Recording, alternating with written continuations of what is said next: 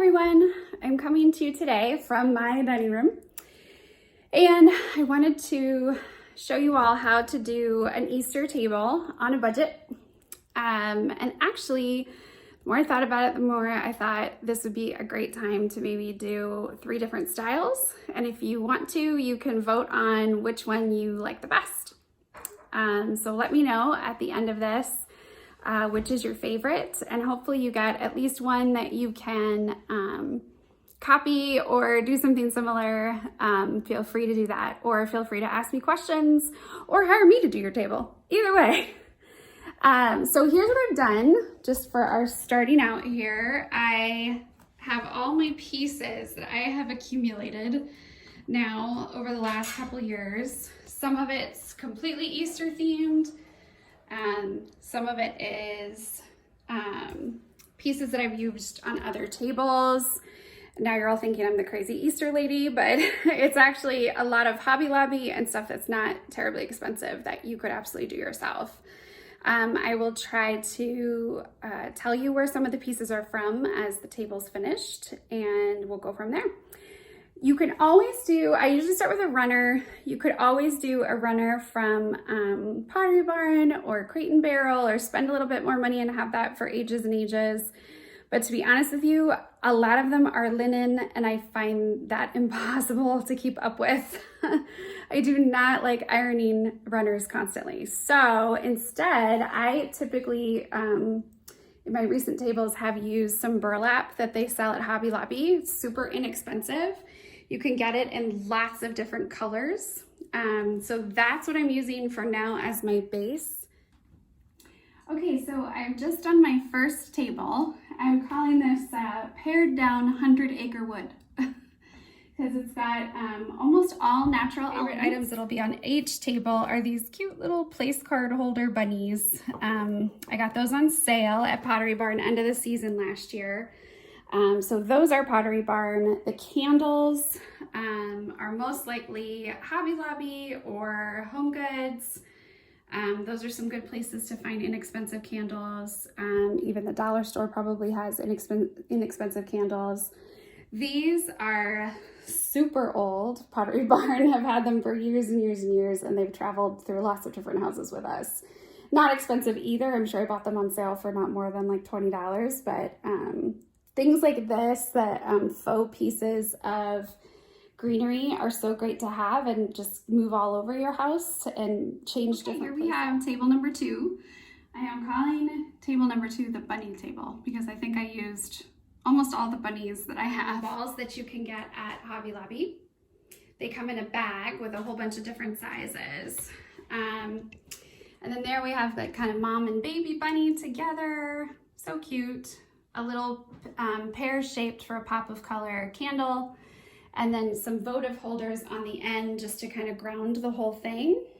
I added the purple for a little pop of color. You could do this whole thing and just keep it green if you wanted. That would be lovely. And then I added that ribbon blue for that pop of color. So I just want to show you one thing that I initially put in here into the bunny table. I had one more set of bunnies that I did not use. And initially I was going to put one there and one over here. Notice I do them in groupings so that they're like little bunny vignettes, you could call them. But anyway, I ended up taking those out because I always remember something that I read from Coco Chanel, that anytime she put on and got ready to go out, she would always take off one piece of jewelry as an edit, basically. So initially I edited it and decided not to include those bunnies, so you can kind of decide if that was a good edit or not. But that was the bunny table. Again, most of it's Hobby Lobby, a couple Home Goods probably, and then those couple mainstay investment Pottery Barn pieces that I've had for so long. So this third table, I'm going to be calling the Alice in Wonderland table. I did this one last year. People seem to really like it. It's definitely a little bit more involved for layering it with lots of different things, but I will show you how I do it. First, I've started with this great Hobby Lobby garland. They sell all sorts of different kinds of garlands. So if this is not your style, you could do just a plain ivy garland or some other kind of greenery. But that's just that's your base. I want to add in my faux lilacs. I have pinks and purples in here, which you will see again in a few other things. So I want to add color. I want it to be throughout. I have 3, which is a good number to buy if you're purchasing but don't maybe know exactly what the end result's going to be.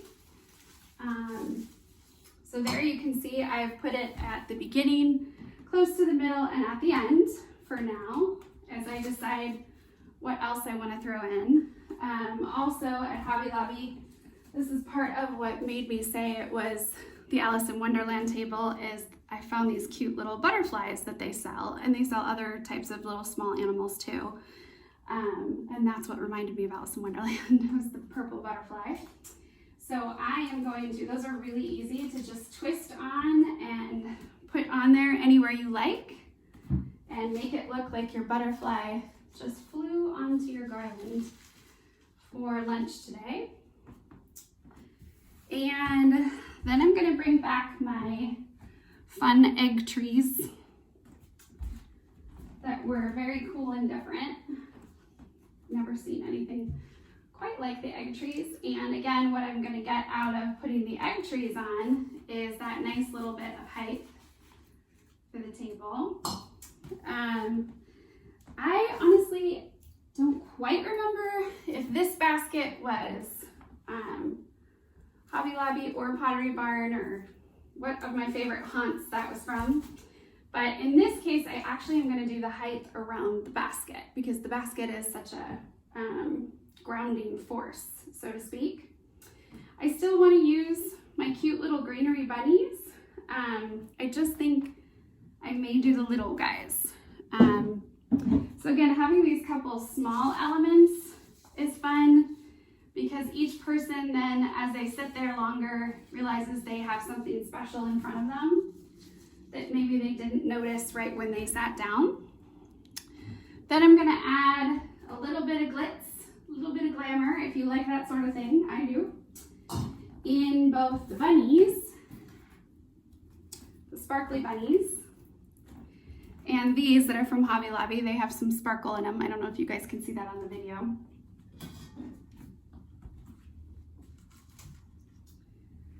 Then the other thing that I purchased, and again, I'm kind of just putting these in symmetrically close to where the other one is on the other side, if that makes sense. And I'll show you what I've got so far here. So there's my number of different things layered. I'll kind of want that bunny to stand out a little more. So that's how we've started. And it could just stay with just that. I'm gonna add in one more element. So my last element that I added in were those cute little eggs, the little speckled eggs. They're really fun. And those come in a bag from Hobby Lobby. Again, I think like not more than $5 for the bag.